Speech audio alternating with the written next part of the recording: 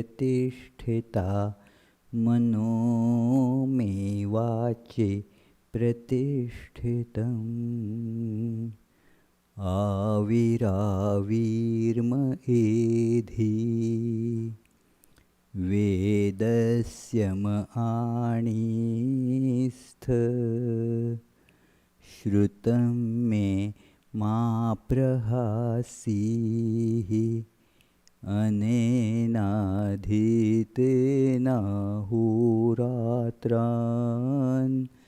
सन्दधामि ऋतं वदिष्यामि सत्यं वदिष्यामि तन्मामवतु तद्वक्तारमवतु अवतु माम् अवतु वक्तारमवतु वक्तारम् ॐ शान्ति शान्ति शान्तिः।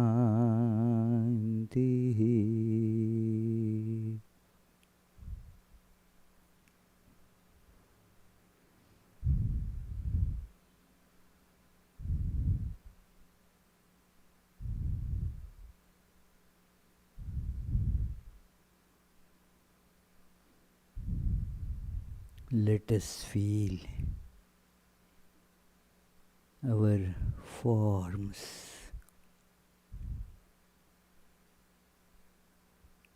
are getting melted like ice cubes in the warm weather.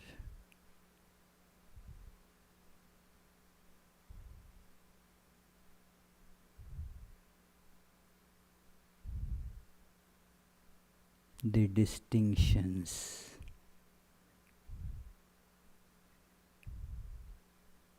like I and you, I and world,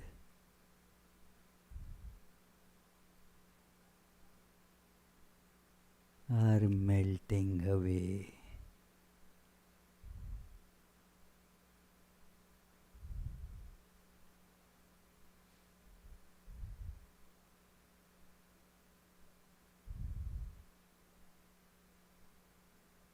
A universal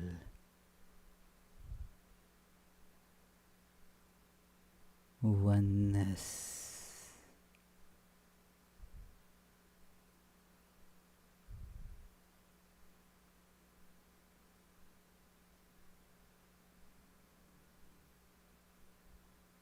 That is perceived, that is experienced.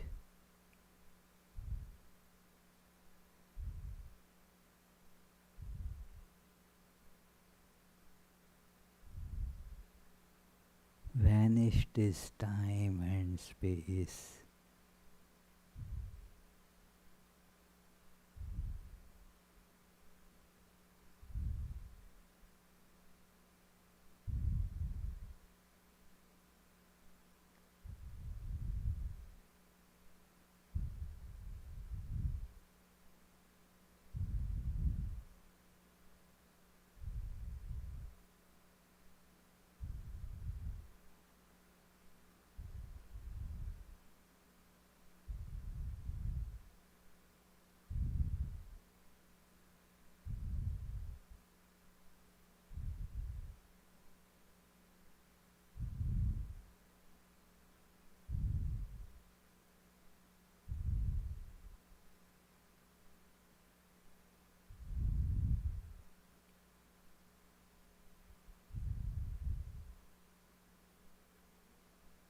There is perfect peace,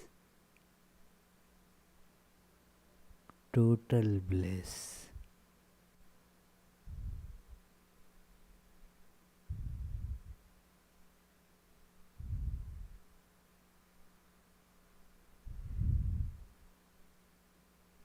Again,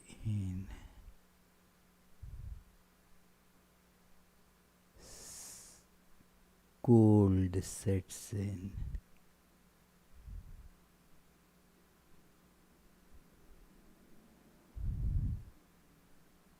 The water is frozen.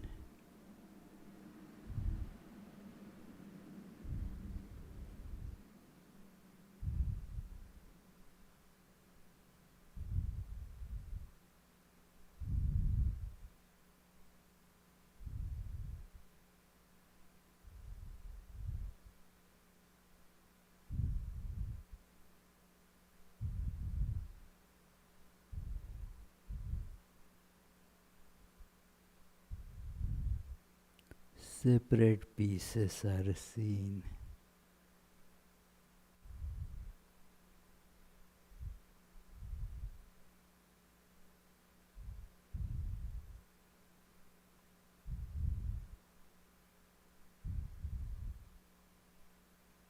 Yet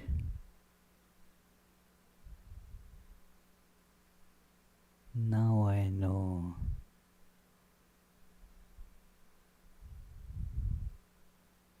it is all one.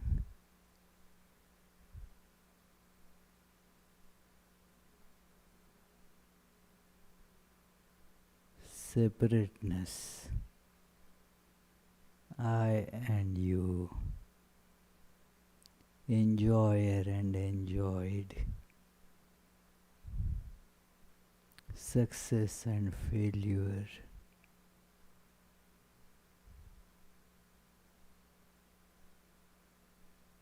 are all delusions due to identification with one form.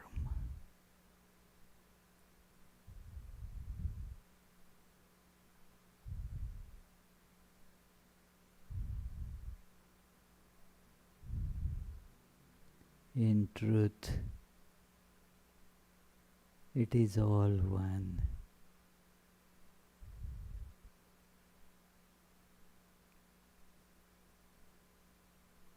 Om. Peace, peace, peace.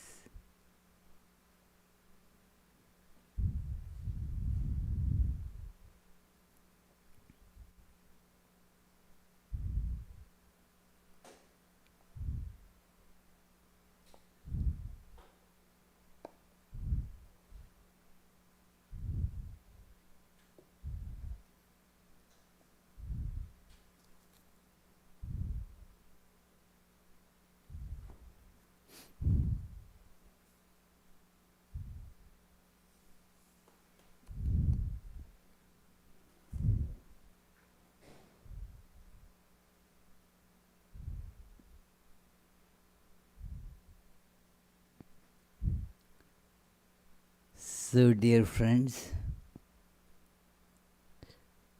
let us begin this fifth class of this summer mysticism discussions on Plotinus. And as you can see on the screen, and the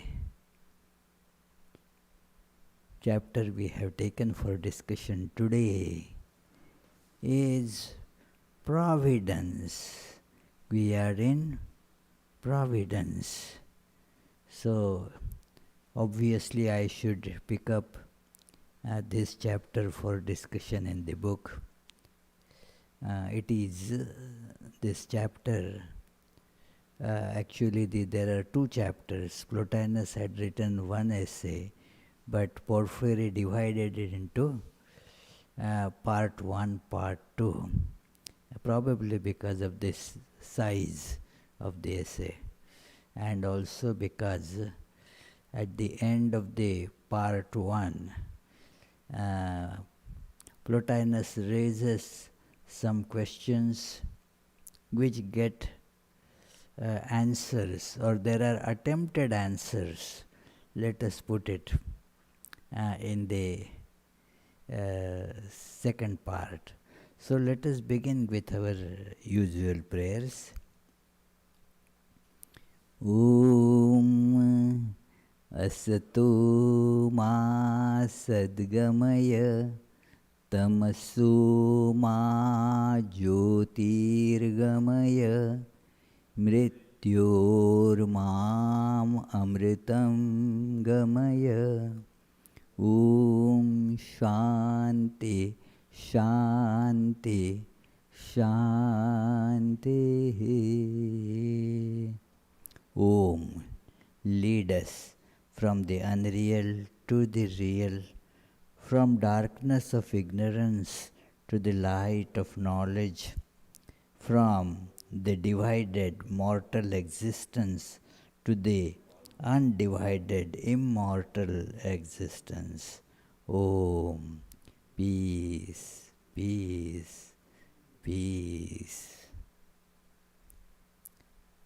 Like all philosophers, Plotinus also has to discuss this topic, that, well, the universe that we see, who makes it, how, why, and how it gets controlled. Is it really something that is made or is not made? What is the correlation? Even for those who think that it was not really made, the question still lingers that it is whether it is made or not made. They have to discuss it. Yeah, this is, what was it? Okay, not the storm. Okay. So this is a common theme in philosophical discussions and also in the philosophical conclusions derived from the physical science, that how this all get made, how is the life coming in, and what is the connection between matter and life. We saw some of these things, but providence, the controlling and providing agency, it is for the divine, this whole universe. Is there some controlling agency that made it and is governing it, like the governor of a country or a state now has some authority? So this whole universe, with so much of multiplicity, interactions, some kind of an order associated with it, it is a cosmos. So who is the governing authority? Why was it made? If at all it was made, all these questions come up, and Plotinus has taken it up. Obviously, then also this theory was there that, it is just matter of chance, that because of chance everything has been made. By chance things have come together. And so Plotinus first takes it up, this idea, and that is it a matter of mere chance?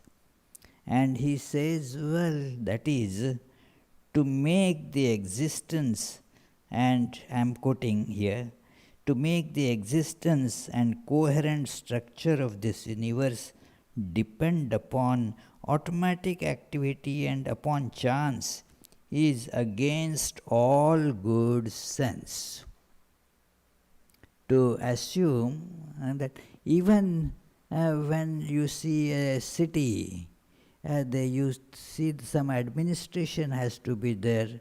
It doesn't get governed by chance. You have some, say, mayor or some such administrator It is, and there is an administrative structure, there is a tax structure, uh, all that. There is a law and order maintenance mechanism, there is the police force, there is the Department of Justice, and so forth. There is the Commerce Department that looks after the businesses, and so forth. There is the banking and financial activities that somebody keeps an eye on those. Multiple various problems. Health department, how is the coronavirus going on, how to control it.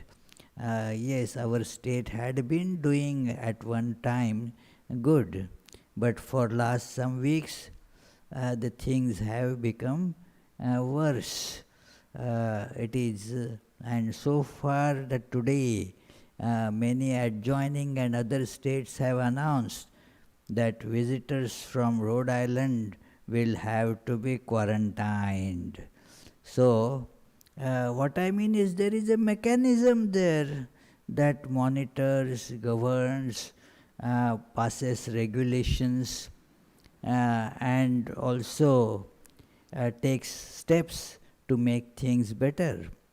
So, all this, you can't think of all this, even a city functioning just by chance.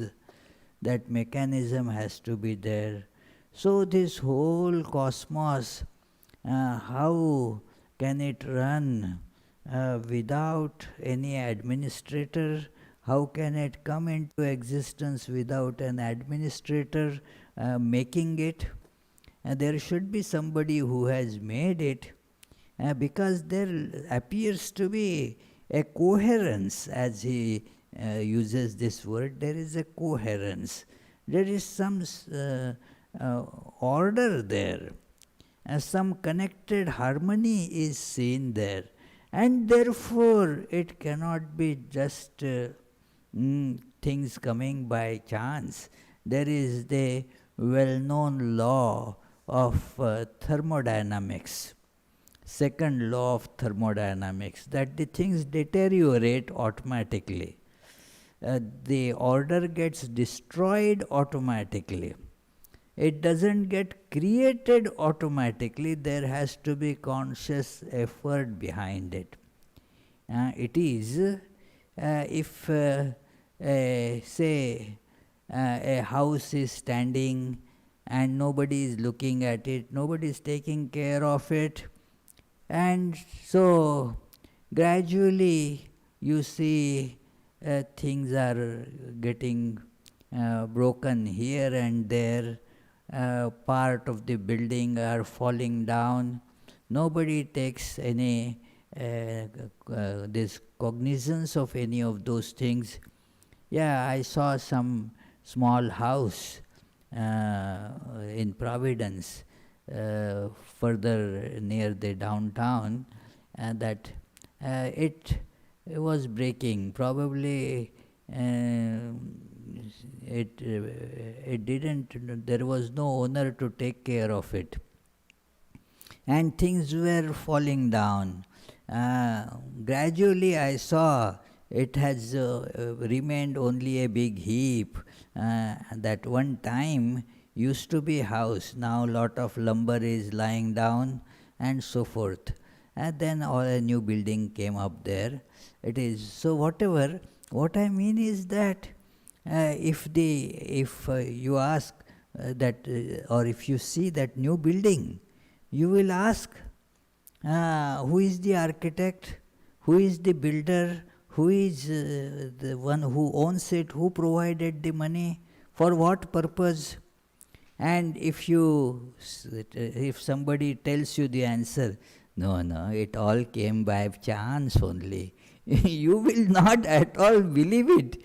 It fell down automatically, nobody needed to preside over its falling down. But construction, see here, there is this paint, Here there are these security cameras. These are the pillars. Here is the place for garden. Here are the electric connections coming from. All that is very well planned and executed to the last detail. So it cannot be automatically done. In this universe also you see some order. That is why it is cosmos. There is a joke I had told earlier also, no political connection directly here, but there was a group of four discussing. One of them was an architect, one of them was a doctor, another was lawyer, and another was a communist. And so who actually was the first in the universe? And the lawyer said any society depends on some primitive laws. So the lawyers were the first. The doctor vehemently disputed the claim. No, without health care, human beings always are falling sick. So some rudimentary health care has always been there. Historically also you will see, therefore, in human society, doctor is the first. And the architect laughed at it, said, "Oh, what do you mean? The maker of this universe must have been architect, Architecture. To make this cosmos out of chaos, the God must be architect, and therefore architect is the first." And then with victorious smile the communist says, "But who made the chaos?" So it is, what I mean is that there is somebody has to make even the chaos to get a cosmos from the chaos. So as you see the cosmos, you always get this question, who put this order and so forth. Saying that it is a matter of chance is really not saying anything. It is, as you can read here, it has come about just by chance is a statement coming out of frustration rather than from rational thinking. Frustration because you are not able to figure out who and how it was all done. And so out of frustration you say that it is by chance it has happened. It is an ordinary person, when asked, will say, I don't know. But a scientist will have to give some more, the answer has to have show some knowledge. So he said, "Oh, you want to know how it came about? Let me explain. It has been made by chance." Means it is actually the same thing, I don't know, but put in different words. It has come about by chance does not add any more information than I do not know.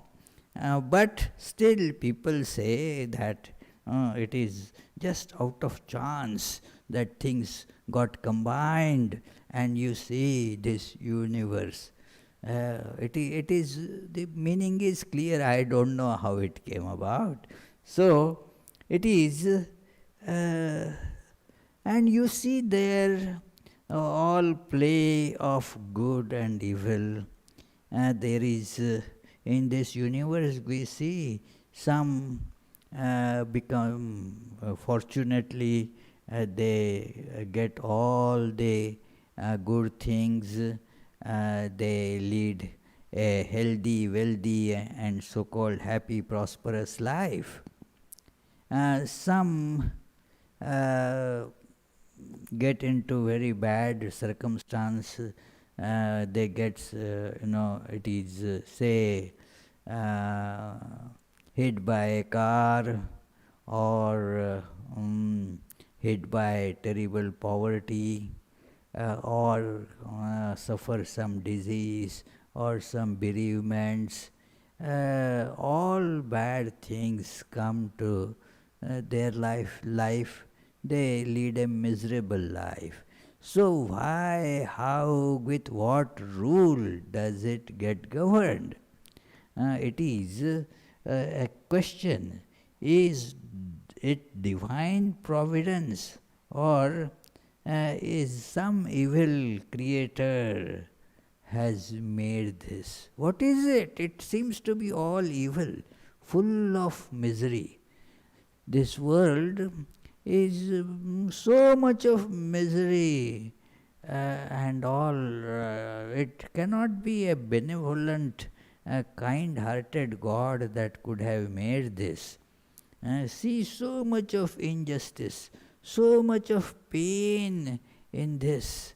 How can this be the creation of a benevolent God? No, it is not divine providence, but some very evil-minded fellow has made this world where you see honest people suffering, and those who are crooks seem to be enjoying. Examples would galore. It is especially if somebody is getting into bad days, and then that person says, look, I have been honest and I have been subjected to all these things. Had I told lies, it would have been so good. See those liars and cheats and crooks, they are rolling in wealth. They are, without any fear, they are roaming about everywhere, scot-free. It is, they are occupying positions in society of prestige, even though whole world knows how bad they have been. Whereas I have been leading a simple, very honest life, and yet I have been put to such torture. Whom can I blame? This is the system that is created by some evil being. It is in this evil being, there are all kinds of then these tirades go about this providence. It is bad, it is horrible. But then, do you have a remedy? Even if you say the God is evil, or it is all the creation of devil and not that of God, what chance do you have to change it? No. So you may just spend days in fuming and fretting and grinding your teeth, and again making business for the dentist, So it is, what is the use of this? It is all very frustrating situation. What is this providence? And then, therefore, we get this problem, and makes us think that what is it? That, and let me quote from Plotinus, this matter must be examined through and through from the very first principles. We may, however, omit for the present any consideration of the particular providence, that beforehand decision which accomplishes or holds thing in abeyance to some good purpose, and gives or withholds in our own regard when we have establish the universal providence which we affirm, we can link this secondary with it. So, Plotinus, the language, even otherwise also philosophy treatises are not easy to read. The long sentence, it is. I just read a long sentence. I was becoming breathless while reading. You can see, it is. So, what is this whole idea that Plotinus suggests don't look into fragments. It is some fragment, there will be some bad, but again you can see something good is happening too. Just as no good lasts for long, no evil also lasts for too long. In fragments, in a particular case, if you see, things keep on shifting and changing. So let us take, philosophically speaking, not just a particularized view of one point, but let us take a broader consideration. That's an important thing. Of course, the belief that after a certain lapse of time, a cosmos previously non existent came into being would imply a foreseeing and a reasoned plan on the part of God providing for the production of the universe and securing all possible perfection in it. A guidance and partial providence, therefore, such as is indicated. The common understanding is that there was somebody like God, and he started making plan for this universe, and then gradually it is made, like you read in Genesis, that first day the God did like this, second day he did like this, and so forth, ultimately he made a man and thought that the job is complete. So on Sunday, therefore, he decided to take rest, and so Sunday should be observed as a holiday. God did not do work on Sunday. He needed some rest after doing 6 days of work, you see. So therefore, Sunday is to be observed as a holiday. Now we have become, more advanced. We complete not in 6 days, in 5 days our work. So Saturday, Sunday, 5-day week. So it is.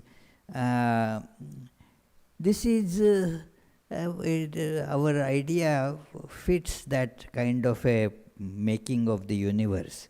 There was no universe.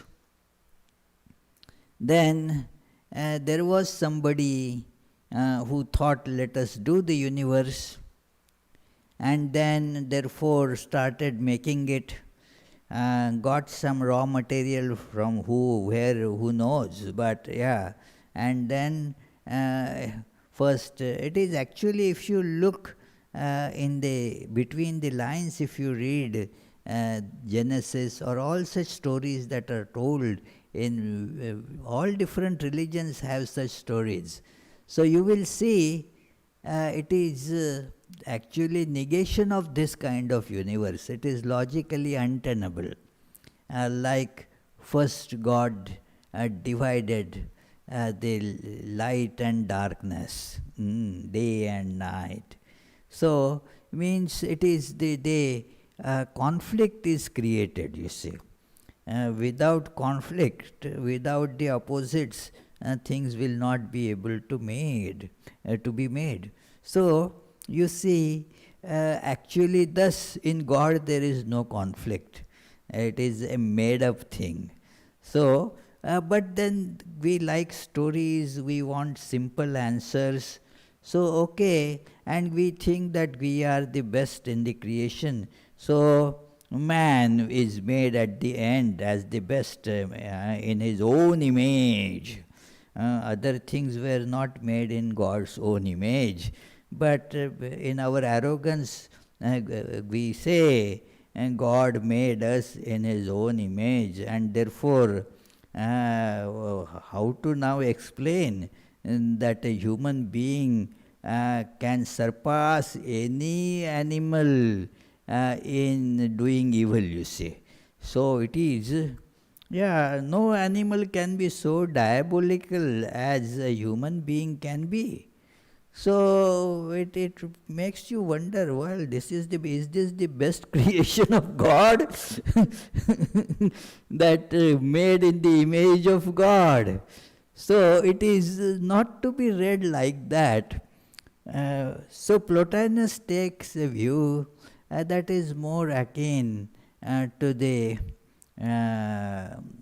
Indian or Vedantic theory, that it is not made in time. A very important point that we have to remember, that universe is not made in time.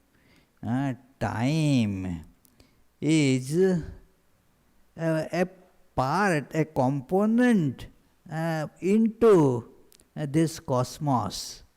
Not that it was made in time. It took so long, it was started on such and such day. First, on such and such day, some god planned that let the universe be made like this, let there be the heaven and the earth and the hell, and let there be further gradations in the heaven and gradations in the hell, and so forth, made a blueprint. It is, blueprint now, still the word is used. Nowadays you won't see blueprint. It used to be in those days when the architects didn't use computers, So there used to be the ammonia prints of the maps. They used to therefore come out blue. If you smell them, you would still get the smell of ammonia. I don't know, many of you might not ever have seen this. But so, the word sticks. So, God made a blueprint. And no, God did not make it in time. Time was put in the plan. That it is past, present, future. That is in the cosmos. Cosmos, outside cosmos, there is no time, space, or causation. Very important aspect. He says, therefore, that it is, but since we hold the eternal existence of the universe, the utter absence of a beginning to it, we are forced in sound and sequent reasoning to explain the providence ruling in the universe as a universal consonance with the divine intelligence to which the cosmos is subsequent, not in time, but in the fact of derivation, in the fact that the divine intelligence preceding it in kind is its cause as being the archetype and model which it merely images, the primal by which from all eternity it has its existence and subsistence. Again a long sentence. But the idea is this, that it is not made in time. There is because of the lack of words, appropriate language tools, he says that the order is not a temporal order, but like cause and effect. It is only to be seen as a connection in reason rather than connection in time.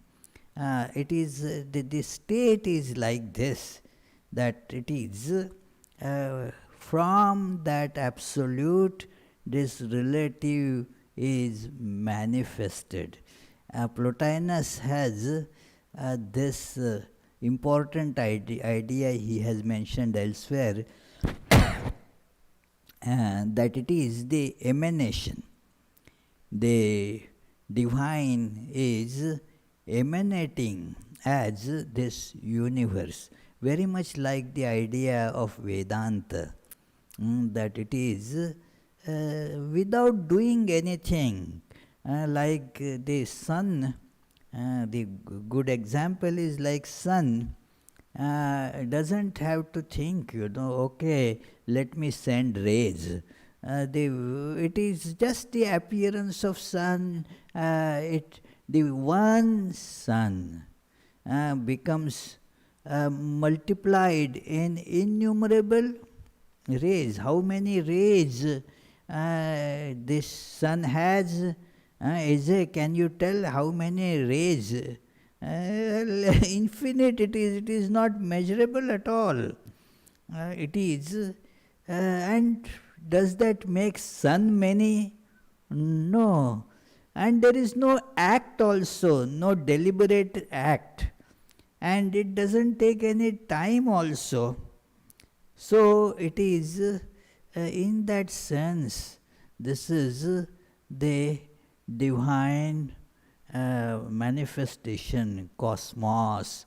And just as sun governs the rays, without any that particular worldly agency like operations, and no, not that the sun has a separate governing office that to govern the rays. It's just being governs it. So that is how the divine providence has been depicted here. Very beautiful idea. But of course, this is a very long essay. The two together it becomes very long. So we are going to see only some salient features.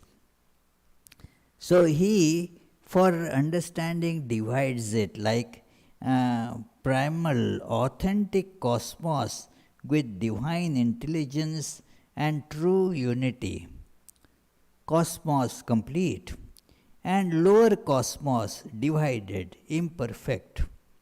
In Vedanta, Sureshwaracharya tells this like Isha Srishti, the creation by the God, the Ishvara, the absolute governor, the creation of God, and creation of individual. We also create, and God also creates.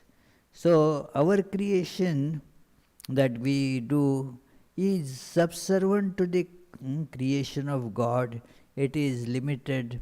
It has our ideas of cause and effect, our ideas of good and bad. It is like if I cook, for example, I will put lot of chilies, and so it is, I would say, and those who love hot food, they would say, wow, it tastes so good. Give it to someone who is just horrified by that idea, that it is terrible. No, I can't put it in stove. I can't handle it. No, it is terrible. It is not for human consumption at all. So, so much difference, because it is not a God's creation. Individual creations are like that. Somebody will put in the cooking lot of sugar, And then our John Gallagher would say, no, no, I don't eat that. No, it is, if you indulge in such things, you indulge and you bulge, you see. I like that statement he makes. You indulge and you bulge. So, it is, so he won't touch it. This is not, so it is individual. It is, some kids had come. So, for them, the best creation is that of made of chocolates and ice creams and all that. So it all depends. So individual creation, individual governance, it has its own individual understanding of good and bad, individual purpose is inserted in that, and therefore it has the individual results accrued by that person. So, this is called the individual being's creation, Jiva Srishti. And then that individual is staying again in the whole universe. And then that universe again is not governed by this individual. No power to govern it, you see. That you don't have the power that this cyclone, this hurricane should come or should not come. Yeah, you want to go somewhere and this hurricane is creating problem, you would stop the hurricane. You want to go and stay in, say, New Jersey, but the coronavirus has put a break to that idea. It is not your decision, you are not your creation, but you have to submit to that, because you are part of this universe which is not under your governance. That's it. Suppose you are traveling in a train, say going from, say, Providence to New York. Now, if you are sitting in the train, this train will be going there. In the train, inside the train, if you walk, not in the direction in which the train is going, but in the opposite direction, does it mean that you are traveling towards Providence? No, it is, you will still, along with the whole train, you will have to go in New York. You don't have any choice. So, we don't have much choice here. We are in this train called cosmos. And so those issues we have to just follow. That's it. Our freedom is limited to this, whether I walk from this end to that end in the train, and again you will have to come back in the other direction. It is, or whether I should take this seat or that seat, that much freedom one may have.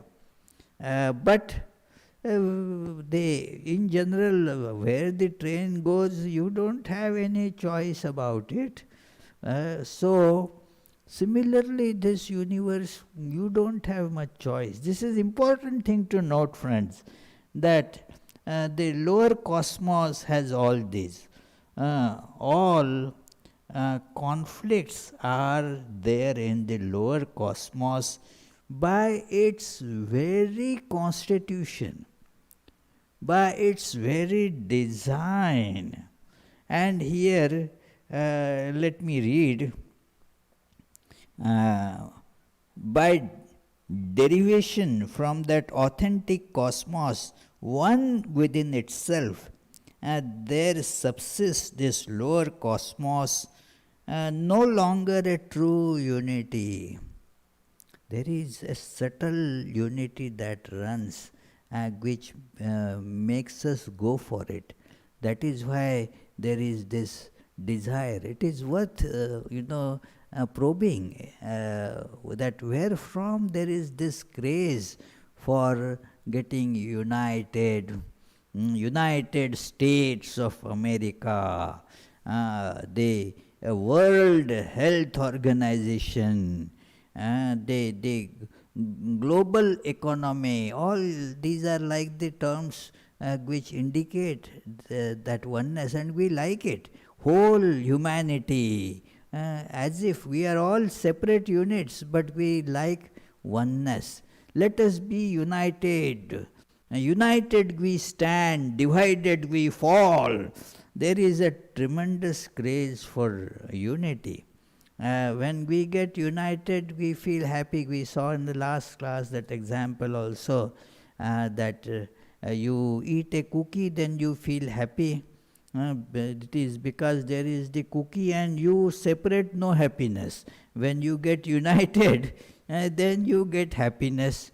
So it is this craze for unity, because it is underlying unity is there, but otherwise we are divided, we have different interests. Some are Democrats, some are Republicans, they have bitter fights and so forth.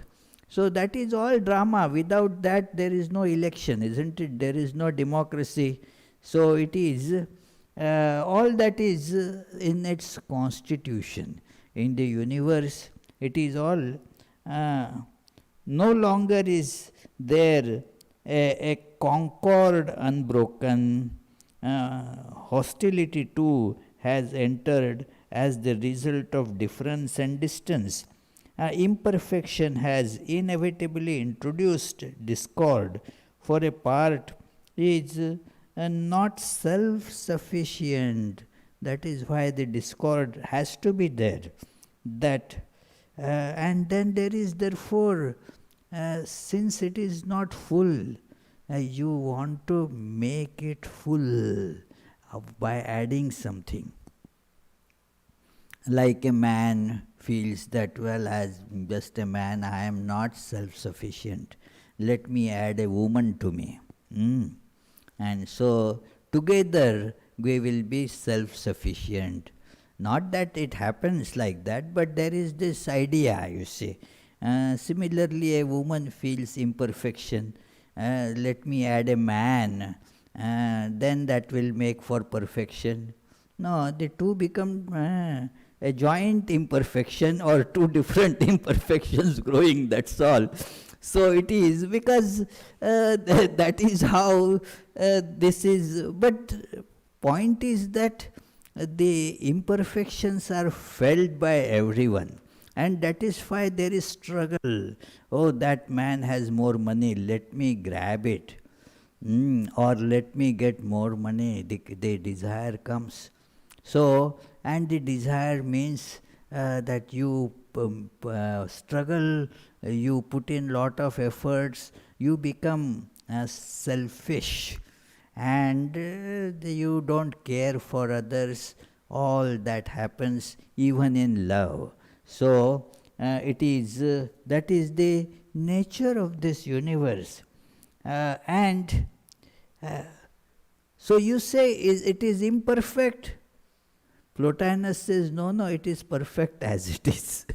It is a reflection. It is, you have to see that this is transitory. This is a play. He gives this example, this imperfections here, they fluctuate, they come and go. It is, everything has in a play, every character has a different part to play. Here also everything is to be seen as a play, because it is in time, it changes. The roles change. It is actually the very funny things he has said here, that look, it is a finger is a finger, as finger it is perfect, but it can't see. If the finger becomes sad, well, I can only do some movements, but I cannot see. That is not really justified. You say that the finger is justified in making the demand that I should have the capability of an eye? No, that is, it is ridiculous. You are a finger, my child. Well, it is, be a good finger. What you can do best is to become a good finger, not an eye. So, and eye also same, it has eye limitations. It cannot lift the things like finger. It can show what to lift, but it cannot lift. So, everything, every element in this creation has a function, and some have the function in the play to say get suffering at some time, and then they they enjoy sometimes, they suffer sometimes. In the universal plan, he goes to rather a bit extreme, but that is how it cannot be said that it is unjust or untrue. He mentions that if somebody he supports here the idea of reincarnation, that it is, let me read, in the immaterial heaven every member is unchangeably itself forever.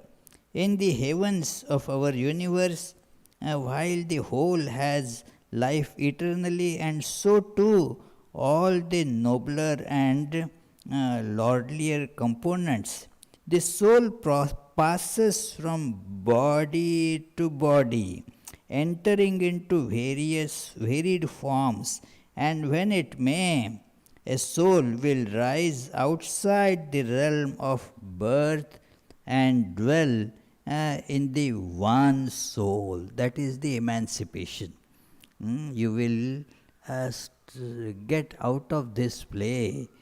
So it is said that that's if some man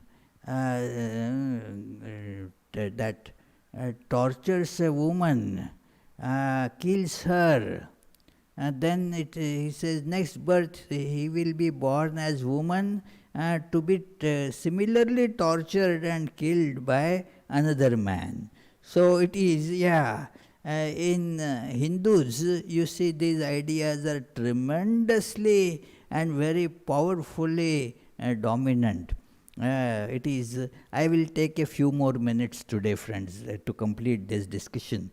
That I met a man who was having eye surgeries long back, and then that surgeon was very known expert in the field, and usually all his surgeries would be perfectly done, successful.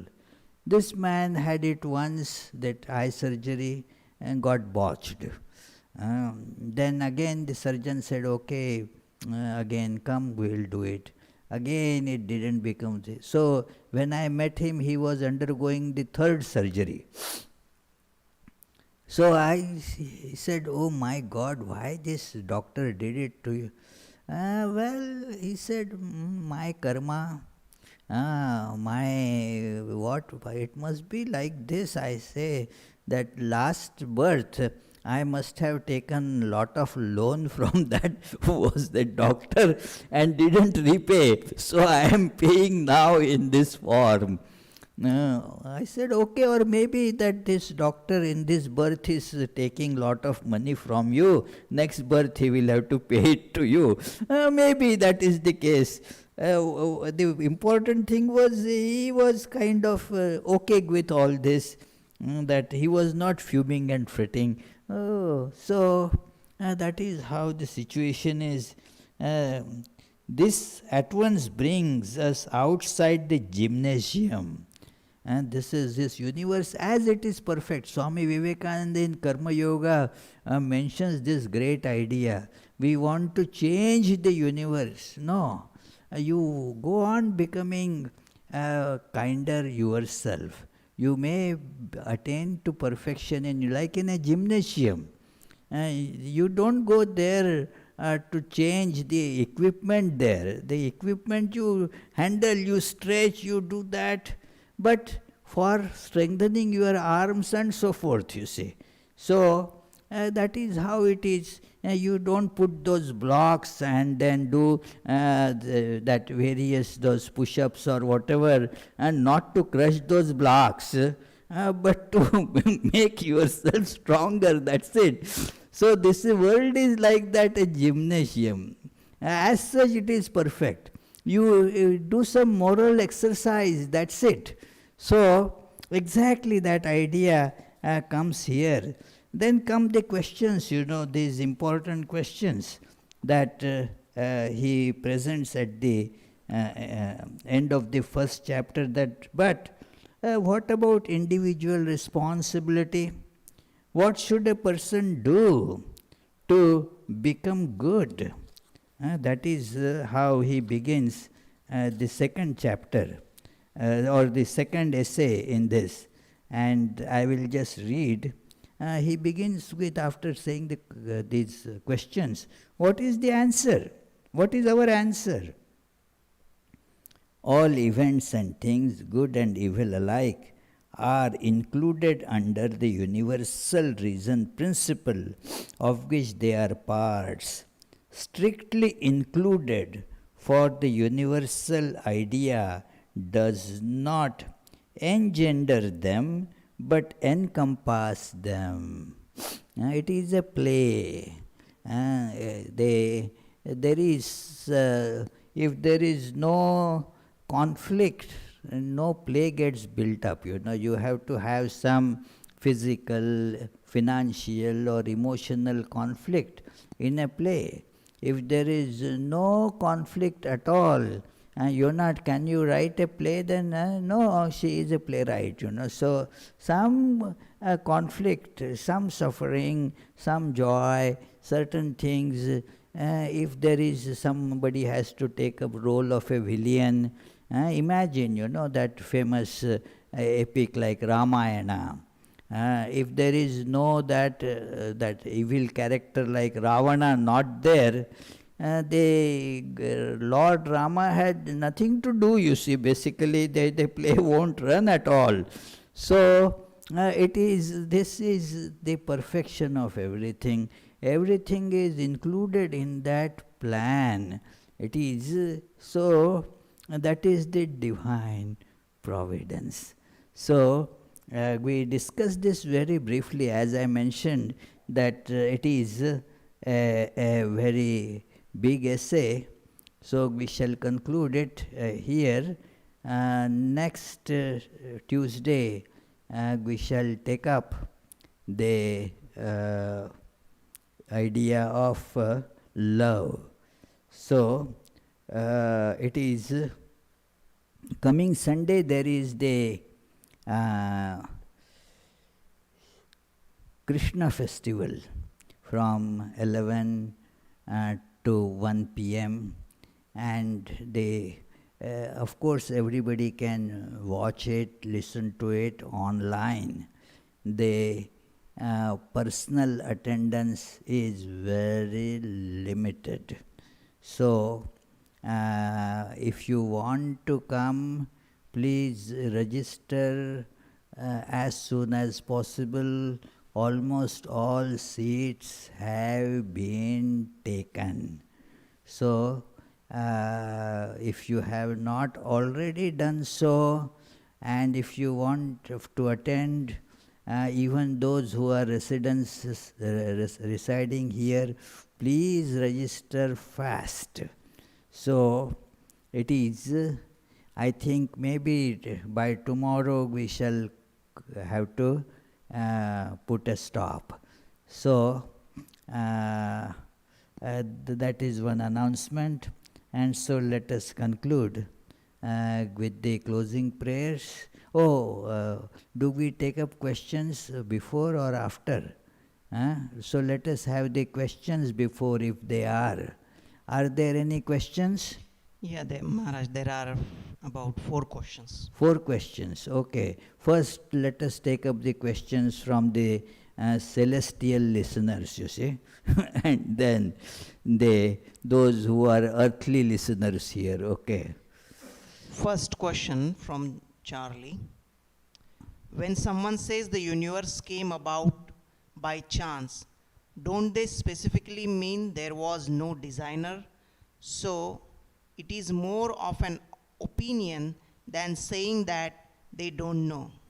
Well, what other information do they give?